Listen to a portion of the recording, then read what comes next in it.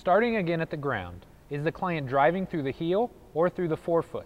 Exaggerating the split front to back can reduce the tendency to push through the forefoot by placing the weight on the heel up front.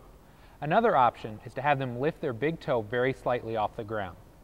Much like the split squat or lunge, you often see clients' knees drift over their toes. While this isn't necessarily injurious, our goal is often to place an emphasis on the glutes and hamstrings.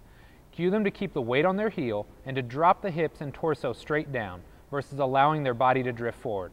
If necessary, consider placing your hand a few inches in front of the knee at the starting position to reduce knee drift and cue a more hip-dominant motion. As mentioned initially, the Bulgarian Split Squat places a premium on rectus femoris extensibility. Often, you'll see clients lose their pelvic position when progressing deeper into the range of motion. In this case, their hip flexors are stiffer than their abdominals and external obliques. Cue them to stiffen up the external obliques and gluteals on the trailing leg. If they still fall into anterior tilt, you may need to limit range of motion or lower the height of the box to decrease the stretch.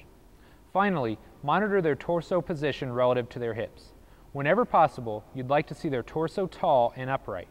Many will have a tendency to pitch excessively forwards, again to move around stiffness in the front of their hip. Try cueing them to stay tall first and foremost. If that doesn't work, consider placing your hand on their head and having them lengthen their body into your hand.